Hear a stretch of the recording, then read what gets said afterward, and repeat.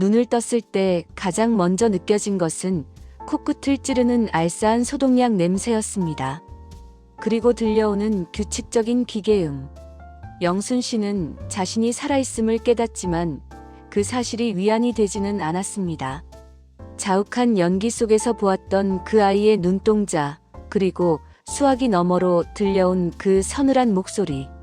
그것들이 꿈이었을까요? 아니면 피할 수 없는 현실의 시작일까요? 분명 내 집 부엌 바닥에 쓰러졌던 기억이 마지막인데 정신을 차려보니 사방이 온통 하얀색입니다. 손등에는 굵은 바늘이 꽂혀 있고 투명한 수액이 영순 씨의 메마른 혈관 속으로 한 방울씩 떨어지고 있습니다.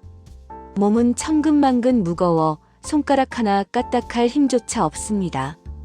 아니, 힘이 없는 게 아니라 감각이 없습니다. 오른쪽 팔과 다리가 마치 남의 물건인 양 멀게만 느껴집니다. 이것이 바로 영순 씨가 그토록 두려워하던 순간입니다.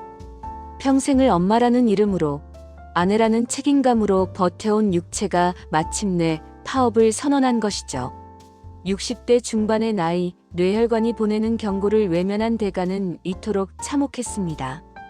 하지만 육체의 고통보다 더 영순 씨를 옥죄는 것은 어둠 속에서 들려왔던 그 목소리의 정체입니다. 병실 문이 열리고 남편과 딸이 들어옵니다. 그들의 얼굴에는 걱정보다는 당혹감이 더 짙게 배어 있습니다. 영순 씨는 입을 열어 괜찮다고 말하고 싶지만 혀가 꼬여 마음대로 소리가 나오지 않습니다. 아니, 집을 다 태워 먹을 뻔했다면서? 도대체 정신을 어디다 두고 사는 거야? 의사 말로는 뇌경색 전조 증상이라는데 당신 평소에 약 안 챙겨 먹었어? 혈압 높다고 내가 그렇게 말했잖아. 엄마, 내일 모레가 우리의 돌잔치인 거 잊었어? 이 상태로 어떻게 음식을 해? 사람들 다 예약해놨는데 엄마가 쓰러지면 어떡하냐고 정말. 영순 씨의 눈가에 뜨거운 눈물이 고입니다. 미안하다는 말보다 고생했다는 말이 듣고 싶었습니다. 죽음의 문턱을 넘나들며 집안을 가득 채운 연기 속에서 사투를 벌였는데 가족들의 첫마디는 원망뿐입니다. 이럴 줄 알았죠. 평생을 바친 내 헌신이 사실은 가족들에게 너무나 당연한 소모품 같은 것이었다는 사실을 영순 씨는 이 하얀 병실에 누워서야 뼈저리게 깨닫습니다. 미안. 다 내가 말 한마디를 내뱉는데 온 힘을 다해야 합니다. 단어들이 입안에서 뭉개지고 흩어집니다. 영순 씨는 자신의 초라한 모습에 가슴이 찢어지는 것 같습니다. 잘 나갔던 시절, 동네 반장을 도맡으며 모두의 부러움을 샀던 그 당당함은 어디로 가고 이제는 말 한마디 제대로 못하는 가련한 환자가 되어버린 걸까요? 주치의의 표정은 밝지 않습니다. 정밀 검사 결과 영순 씨의 뇌 속에는 작은 혈관들이 이미 여러 차례 막혔다. 뚫리기를 반복한 흔적이 역력했습니다. 이른바 무증상 뇌경색. 본인도 모르는 사이에 뇌는 서서히 죽어가고 있었던 겁니다. 하지만 더 큰 문제는 심리적인 요인이었습니다. 극심한 스트레스와 억눌린 우라가 혈압을 폭발적으로 상승시켰고 그것이 입원 마비 증상의 직접적인 원인이 된 것이죠. 우리 시대의 많은 영순 씨들이 그렇습니다. 가슴속에 우라 하나 없는 사람이 어디 있겠습니까? 화병이라는 이름으로 불리는 이 한국인 특유의 질병은 사실 참고 참는 것을 미덕으로 여겨온 여성들의 훈장 같은 비극입니다. 참아야 가정이 평화롭고 참아야 자식이 잘 된다는 믿음이 결국 그녀들의 뇌혈관을 터뜨리고 있는 셈입니다. 밤이 깊어지자 병실은 다시 침묵에 잠깁니다. 옆 침대 환자의 거친 숨소리만 들려올 뿐이죠. 영순 씨는 잠들기가 두렵습니다. 눈을 감으면 다시 그 바다가 나타날 것만 같아서요. 30년 전 전라남도의 한 작은 어촌 마을. 영순 씨는 그곳에서 도망치듯 야반도주를 했습니다. 손에는 어린 딸의 손을 꽉 잡고 등 뒤에는 차마. 쳐다보지도 못한 채 버려두고 온 누군가의 절규를 남겨두고요. 그날 이후 영순 씨는 성까지 바꾸고 이름을 고치며 과거를 지웠습니다. 서울로 올라와 억척스럽게 돈을 모으고 지금의 남편을 만나 평범한 주부로 완벽하게 신분 세탁을 했죠. 누구에게도 말하지 않았습니다. 죽을 때까지 무덤으로 가져갈 비밀이라고 믿었습니다. 그런데 30년이 지난 지금 그 목소리가 영순 씨를 찾아낸 것입니다. 아니야. 그 사람은 죽었어. 그때 분명히 바다에. 그럴 리가 없어. 이건 환청이야. 내가 아파서 헛것을 들은 거야.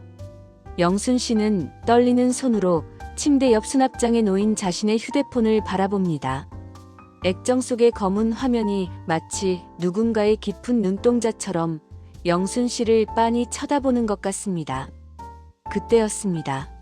마치 영순 씨의 생각을 읽기라도 한 듯 휴대폰 액정에 다시 불이 들어옵니다. 발신 번호 표시 제한.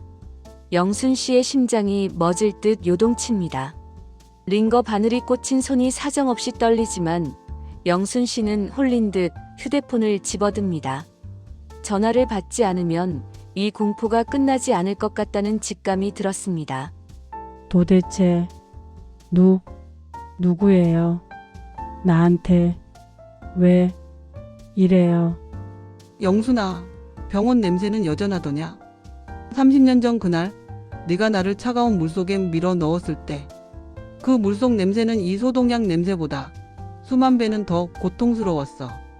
영순 씨의 눈동자가 경련하듯 떨립니다. 기억 속의 퍼즐 조각이 하나둘 맞춰지기 시작합니다. 30년 전 겨울 마을 사람 모두가 축제에 취해 있던 그 밤, 영순 씨가 살기 위해 저질렀던 그 처절한 선택. 그 선택 때문에 한 사람의 인생이 어둠 속으로 사라졌습니다. 기억나지? 내 손등을 핥히며 살려달라고 애원하던 내 손톱 자국. 그 흉터가 아직도 내 팔목에 남아있을 텐데. 네가 가진 그 가짜 행복, 내 딸과 남편, 그리고 곧 태어날 내 손주까지 내가 다 똑같이 만들어줄게. 차가운 물속에서 숨조차 쉴 수 없는 그 지옥으로. 아니야. 전화는 다시 끊겼습니다. 영순 씨는 공포에 질려 휴대폰을 던져버립니다. 그리고 그 순간 영순 씨의 코에서 붉은 피가 울컥 쏟아집니다. 혈압이 정점을 찍으며 뇌의 또 다른 혈관이 버티지 못하고 터져버린 것입니다. 간호사들이 달려오고 병실 안은 아수라장이 됩니다. 영순 씨의 의식은 다시 멀어져 갑니다.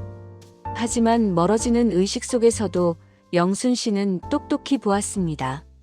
병실 문 너머 작은 창문으로 자신을 빤히 들여다보고 있는 검은 코트를 입은 한 여자의 실루엣을요. 몸의 마비는 이제 전신으로 퍼져나갑니다.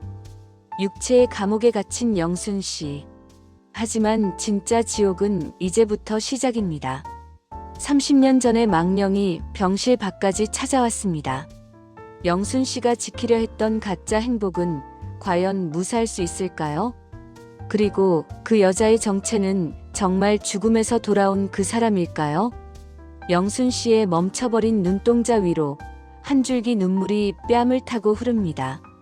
결국 올 게 왔구나. 신이시여. 제발 우리 딸만은